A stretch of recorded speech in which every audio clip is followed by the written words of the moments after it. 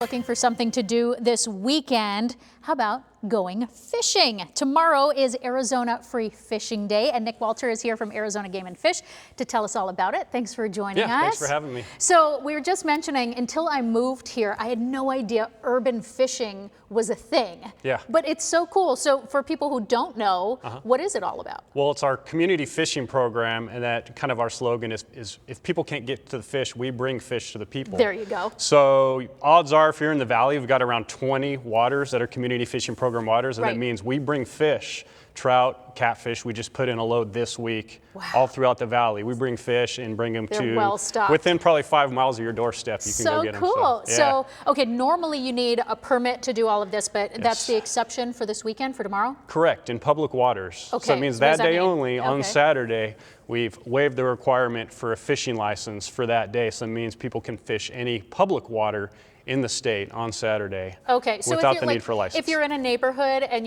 you see like the lakes and there's a public access section, then you're fine? Then you're fine. Okay, that's covered. What other kind of things do you need to bring then, since permit is not one of them on Saturday? Well, our daily bag limits and other regulations still apply, so I want to mention that. What does that mean? That means that the regulations, whether it's a 4 trout, 4 catfish limit at a community fishing lake, for example. Those bag limits still apply. All other uses of bait, so on and so forth, still apply that day. So that's interesting then, because that means it's not all catch and release. People may not know that. Correct. Yeah, there are special regulations at certain waters. If you go to AZG, right, you want to read the signs. Yeah. Okay. Right. So this is kind of neat also. Tell me about some of the other things, because I think even beyond tomorrow, a lot of people are going to want to go to the high country. We have our more experienced fishermen, and it's time for the season there. So what are some of the better things that you need? You brought us some to start off, so right this time of year, summer trout fishing gets really hot, no pun intended, because it gets really hot in the valley. People want to escape naturally, the valley and get to the high country. So you get some simple setups. If you've never fished before, you can start really basic with a kid's pole. This is the classic Zebco spinner rod that most people were raised on who fished. And we've got a simple setup here, which all it is a bait holder hook, a swivel, and a weight.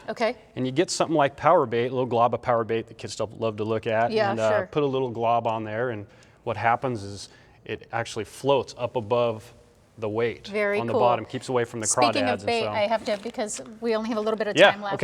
What is this? That's catfish bait. Now, catfish bait is always some of the oddest bait out there, but this is a type of prepared dough bait that'll get the attention of some of the catfish that were just stocked here in the valley. So people can get out there, use something like that, corn, worms. Some things that are right in your fridge will work for catfish. Interesting. Okay, so last thing for tomorrow again, if you're not experienced, you want to start off, you guys also are going to have clinics to help people learn.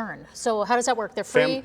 They're free. We've got loaner rods. We've got bait. Just come and sign up, register at the Game and Fish booth, get a loaner rod, get bait, go out there and fish. Our experts will be on hand to help show you how to tie knots. So you really don't have to run to the store, stock up on everything before you enjoy this tomorrow. We've got you covered. I love it. And we've got you covered with all of the information to find those clinics and the spots that you can go to right now on abc15.com. Nick, thank you so much for being here. How cool. Iris, I have a feeling tomorrow the spots that are underneath trees and shade, people are going to be staking those out early too. I think you are exactly right. But you know what? Not a bad activity to do tomorrow, especially because you're going to be right by the water. Hopefully that'll help make it feel a little bit better out there. Temperature